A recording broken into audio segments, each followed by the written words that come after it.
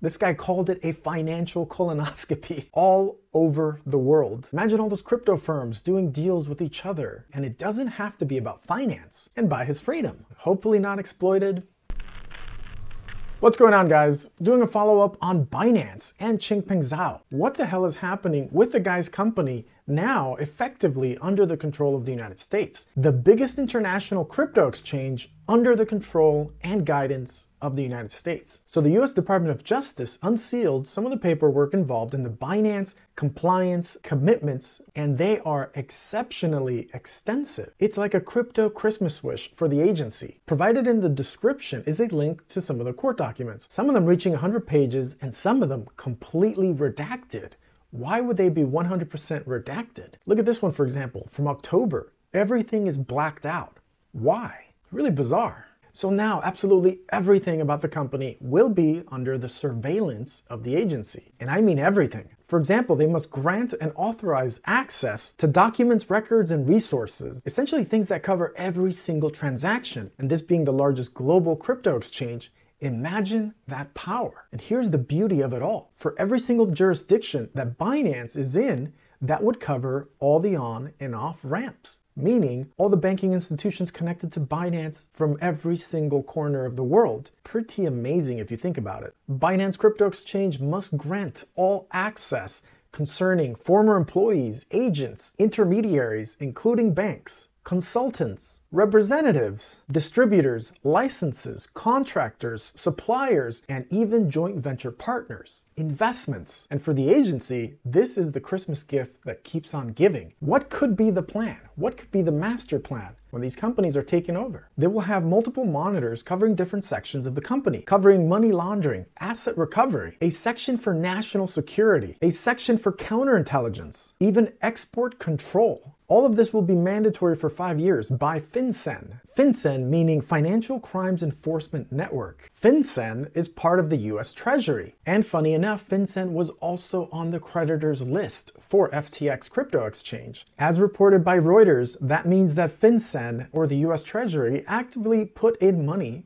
at FTX. Seems a little odd. A former SEC official, John Reed Stark, actually did a really nice analysis on X, Twitter. This guy called it a financial colonoscopy. Sounds about accurate. And because Binance has to pay for all the charges and fees associated with having a monitor, could be tens and tens or maybe even hundreds of millions of dollars, John Stark, the former SEC official, claims this could actually put Binance out of business. So I'll include a link to John Stark's X post. It's actually very, very good, and he even points out the exact same things I've been talking about, where he says that the breadth and scope of the DOJ monitorship, together with the monitorship imposed by FinCEN and related Binance compliance obligations, that all of this cannot be understated. He says, in fact, this kind of DOJ, FinCEN supervision of a global financial firm is absolutely unprecedented. 100% true and 100% extremely powerful. To give you an even better idea of the awesome power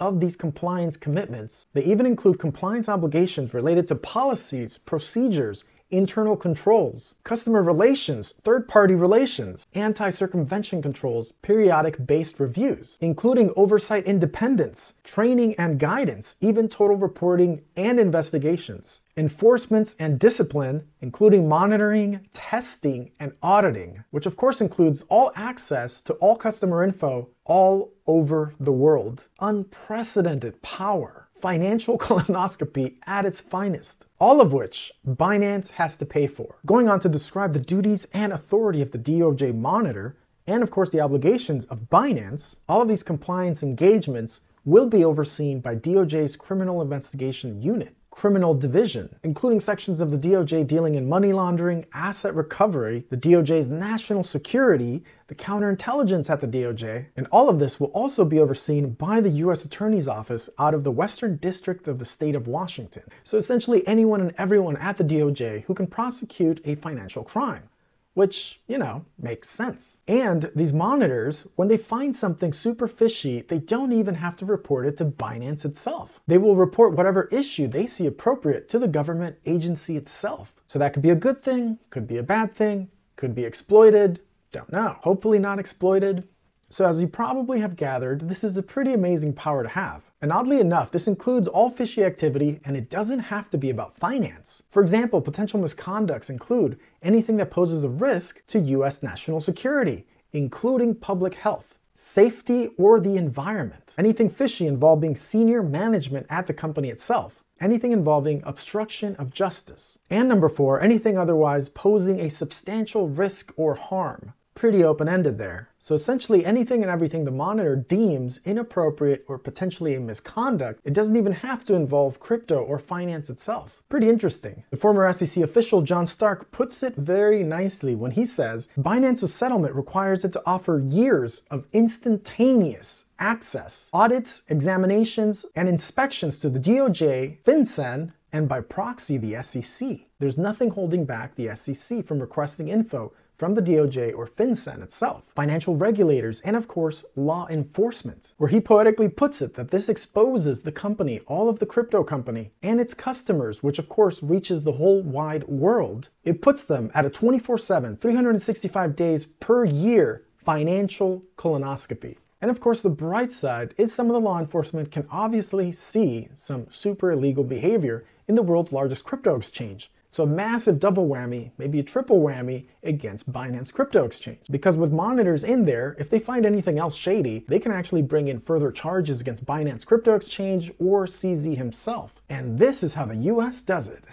Now, whether you're pro-crypto or anti-crypto, this is a master move, which will have consequences for the whole world. Imagine all those crypto firms doing deals with each other, holding each other's bags, staking, loaning each other money, loaning each other crypto. All very interesting. But it's all a curious thing. I wonder what the master plan is behind the scenes. All of this reinforces the SEC's case, where Binance had actually filed to dismiss the case from the SEC. Probably not going to happen now. So maybe CZ took the plea agreement basically to buy himself out, to get himself out of the company and buy his freedom. Because at this rate, it might all collapse. And with the likelihood of Binance essentially becoming US government controlled, I genuinely suspect CZ bought his freedom. And I gotta say, it's a smart move. No matter what, the guy still will be filthy rich. Anyways, another bad news for the CEO of Binance, he's stuck in the US until his sentencing in February. February the 23rd, he's stuck in the US awaiting to find out if he's going to get sentenced to 18 months in jail. As part of his plea agreement, he did say he will not appeal. So he really caved with the plea agreement in every way, shape, and form, with the judge saying the defendant has enormous wealth and property abroad with no ties to the US, that the US would not be able to secure his return if he goes back to Dubai, where his family is. He does have kids, with the judge even saying that his bond, $175 million, that this is largely comprised of assets largely outside the government's reach. He said Changpeng Zhao is allowed to travel in continental the US, and of course, him being wealthy, that his family based out of Dubai can easily come and stay here with him. Now, this is all part of the settlement reached between Binance, CZ, and the Department of Justice, separate from the SEC lawsuit directed at Binance. The SEC against Binance and CZ includes 13 charges. So the DOJ, with the Binance enforcement actions and obligations, they basically strengthen the case of the SEC, where the SEC is taking and incorporating the facts obtained from the plea agreement to their own pending charges. So maybe this is all why the US never had any clear-cut guidances towards the new sector of cryptocurrency or Bitcoin because if it stays the Wild West, well, maybe it's easier to get in there. The SEC itself just filed a judicial notice. Essentially, they're asking the judge to take in all the info from the plea agreement, use that as facts in the SEC case without the SEC having to formally present evidence itself. And oddly enough, in a somewhat related affair, blockchain analytics firm Spot On Chain identified over $590 million from October the 24th being transferred from FTX crypto exchange. Where's that money going? Some of it's going to Binance, some of it's going to Coinbase, some of it's going to Kraken, spreading to different large crypto exchanges. I highly doubt it's related to the government case against Binance, but it's pretty bizarre. It's likely they're using institutional custodial wallets. I find all this rather odd because Binance, of course, all the charges against Binance, I'm sure could have been levied against FTX. So how come no agency is overseeing the whole FTX case?